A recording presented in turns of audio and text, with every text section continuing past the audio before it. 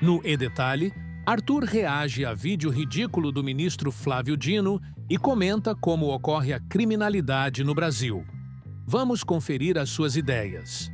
Num julgamento anterior, mencionar que nessas distorções de percepção quanto ao crime organizado, a ideia é que isso se concentra nas áreas populares do Rio de Janeiro. E não é verdade. O que tem de principal no crime organizado no Rio de Janeiro não está nos bairros populares. Não está nos morros nem nas periferias. Na verdade, está no asfalto. Galera, aplaude. Pausa aqui. Independente do que você acha do que o Flávio Dino falou, mesmo que ele falasse assim, 1 mais 1 é igual a 2, vamos supor que ele falasse uma verdade universal, já está errado ter gente aplaudindo uma fala de ministro supremo. Por quê? Porque a ideia da corte, eu já falei isso 300 mil vezes, a ideia da corte é justamente o afastamento disso. Quando você é um ministro da Suprema Corte e você tem como função institucional proteger a sua Constituição, você não pode buscar os aplausos, você não pode ter o estímulo para buscar aplausos das pessoas. Porque se tem meia dúzia de pessoas que falam assim, vamos desrespeitar a Constituição, e você busca isso, você não faz a sua função, que é defender a Constituição. Eu acho, assim, um dos maiores absurdos do Brasil é o protagonismo que existe, individual, dos ministros do STF. Isso está errado. Você não tem que gostar e você não tem que desgostar de ministro supremo, cara. Você tem que nem saber o que o ministro individualmente está fazendo. Você tem que pensar o seguinte, o que a corte está decidindo, tá? E o que o porta-voz da corte está informando, é isso. Deveria ter um porta-voz, ó, você vai ser o porta-voz da corte. Então, a corte votou alguma coisa. Olha, a corte decidiu isso. A corte decidiu aquilo. É um absurdo, cara, você ter ministro supremo com o seu voto individual televisionado. Aí os caras fazem aqueles votos gigantes, cheios de declarações midiáticas, porque sabe que vai ter recorte, porque sabe que vão falar na imprensa, porque sabe que vão falar na internet, porque sabem que vai ter repercussão popular. Não pode ter. Ministro supremo não tem que ser aplaudido e nem vaiado. Ponto. Ministro supremo tem que ser uma torre de marfim que você nem sabe, você só vê a decisão lá de cima. É isso. É isso. Eles não devem fazer leis, eles não devem criar coisas, eles devem basicamente entender o que o legislador e a sociedade, né, através dos seus representantes, quis quando escreveu determinada coisa. É isso. É isso. Aí vamos no mérito do que ele falou pra gente ver o restinho depois. Ele fala que o crime não está nos bairros populares, está em outro lugar. Vamos terminar pra gente falar dele, vamos lá. Na verdade, está no asfalto. Tanto no que se refere ao financiamento do crime organizado e das milícias, quanto no que se refere à lavagem de dinheiro. Num julgamento anterior... Você faz uma... Não é nem uma analogia, você quer fazer uma... Eu esqueci o nome. Enfim, você quis fazer uma frase bonita, tipo assim, o crime não está nos morros, está no asfalto. Como quem diz assim, não adianta você criminalizar e discriminar pessoas mais pobres que moram nessas piores condições, sendo que o crime está nas pessoas que mandam na sociedade. Está totalmente distorcida a sua visão dos fatos. Você está de forma absolutamente ideológica, dando uma visão, uma opinião que nem cabe ao ministro supremo. O crime organizado, ele se organiza através de diversos tentáculos em diversas áreas de atuação humana. Uma delas, por exemplo, que é a mais comum, que todo mundo sabe, é o tráfico de drogas. O tráfico de drogas, ele se sustenta através do quê? Através de todo mundo que compra droga. Seja o playboyzinho do Leblon, seja o periférico que vai lá e compra um cigarrinho de maconha, não importa. O tráfico de drogas, ele abarca todas as classes sociais. Ele também se sustenta através do crime direto com violência. Por exemplo, assaltos a celulares, a qualquer coisa que o cara normalmente usa para comprar droga. Ou para vender em algum lugar e num receptador tal. Existe esse tentáculo. E existem outros tentáculos que você nem imagina, como por exemplo, imóveis. Né? Aqui em São Paulo, o PCC se sustenta através de aluguéis de imóveis ilegais, dentro inclusive de território de cemitério. Mas o que acontece? Aqui em São Paulo, por exemplo, o ramo imobiliário é um ramo muito lucrativo para o crime organizado. No Rio de Janeiro também, principalmente através de milícia e venda de imóveis. Né? Então, quando você compra ou vende um imóvel numa área que é do Comando Vermelho, ou do Amigo dos Amigos, ou de alguma milícia que domina, você tem que pagar uma porcentagem do valor que você pagou no imóvel como uma propina, como se fosse um ITBI do crime organizado para você ter direito a morar naquele imóvel. Então, meu irmão, o crime está em tudo quanto é lugar. Agora, quando a gente fala de retomar territórios, existe uma questão que ela é física, ela é geográfica. Você pega o mapa do Rio de Janeiro, existem bolsões de state free zone, vamos chamar assim. O Estado simplesmente não chega. Existe um domínio físico, tá? De territórios do Rio de Janeiro através de pessoas armadas com fuzil que não deixam fisicamente o Estado entrar. O que você tem que fazer com isso? Você tem que declarar guerra. Você tem que retomar esse território. E quem vai bater de frente com as forças policiais, seja o Exército, seja a Polícia Federal, seja a Polícia Militar, este cara tem que ser neutralizado. E eu não quero saber se ele tá no chão de terra, se ele tá no morro, se ele tá no asfalto. Se este bandido está enfrentando a autoridade do Estado, que é legitimada pelas pessoas, este cara tem que morrer. Entendeu? Esse cara tem que morrer, ponto final. Entre você estar submetido às forças policiais, que tem a legitimação do uso da violência e da força do Estado, e você estar submetido a um traficante sem camiseta, com fuzil, né, e uma 9mm na cinta, a gente, como sociedade, escolheu estar submetido a este daqui. Você pode ter críticas a essa instituição. Pô, a polícia erra nisso, é aqui, beleza. Isso não significa que ela deve ser subjugada por uma outra força de violência que não é legitimada pela sociedade, como um traficante. Então, esse cara tem que ser eliminado, ponto. Você tem que matar esse cara. Ponto final. E o crime organizado não se combate. Imagina você tem uma fogueira, tentando apagar a parte amarela do fogo. Você tem que fazer o combate do assalto ali, beleza? Tem que fazer. Você tem que fazer o combate do traficante? Tem. Só que você não vai resolver o problema se você não jogar água no foco da fogueira. O foco da fogueira, os comandantes estão nas organizações criminosas, como o Comando Vermelho, que estão fisicamente alocadas em determinados espaços. Fica até mais simples de você combater. Se você for lá, prender essas pessoas, eliminar quem bater de frente, porque você agiu no foco, você apaga o resto.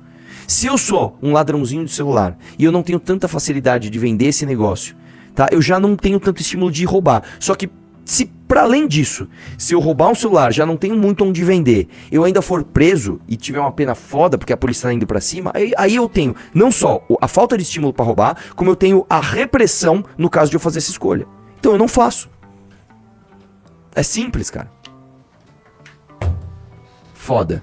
Aí, meu irmão, no mesmo sentido das falas do Flávio Dino, que estão baseadas em ideologia, o STF vai e faz o seguinte: STF decide pelo fim da revista íntima vexatória em presídios. O que é isso aqui? Vamos lá.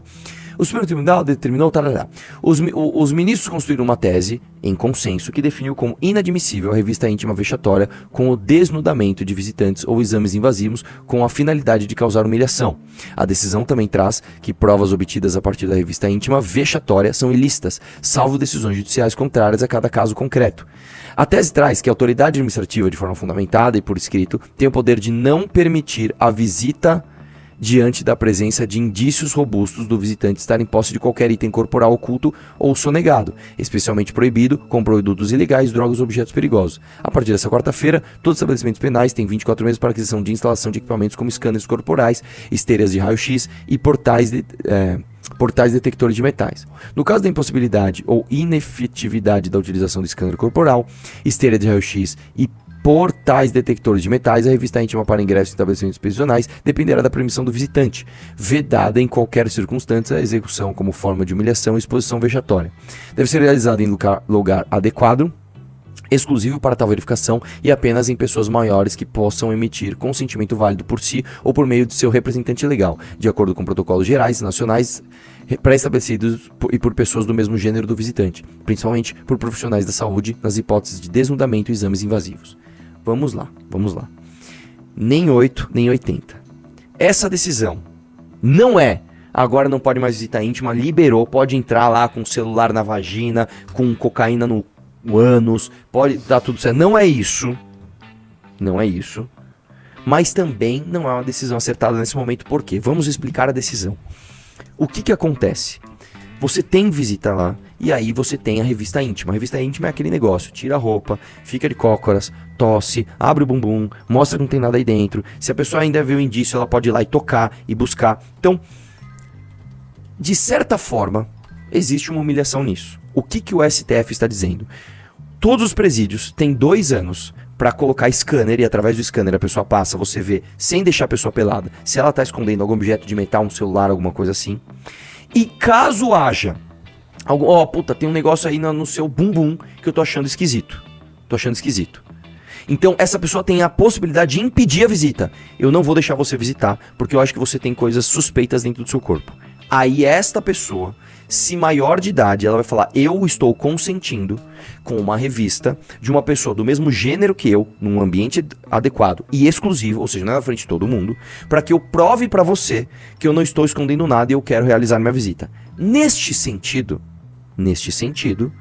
a decisão é sensata.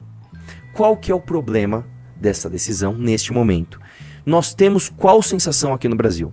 De que os bandidos são punidos de forma justa e de que o cidadão de bem, vamos chamar assim, o cidadão comum está seguro? Não.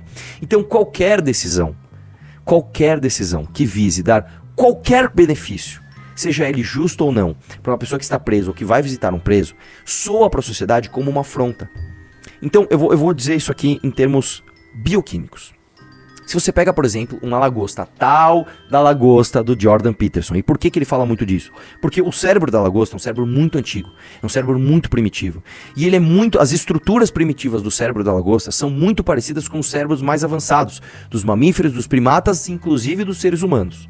Então o que acontece com lagostas? Olha só, se você pega uma lagosta, que ela é grande, ela é maior, e por algum motivo ela perde uma disputa de território com uma lagosta menor, ou seja, ela seria capaz de vencer aquela lagosta numa batalha física, mas de acordo com as demonstrações lá dela de virtudes, ela se sente menor do que a lagosta que ela facilmente derrotaria. O cérebro dela fica banhado de um hormônio chamado octopamina.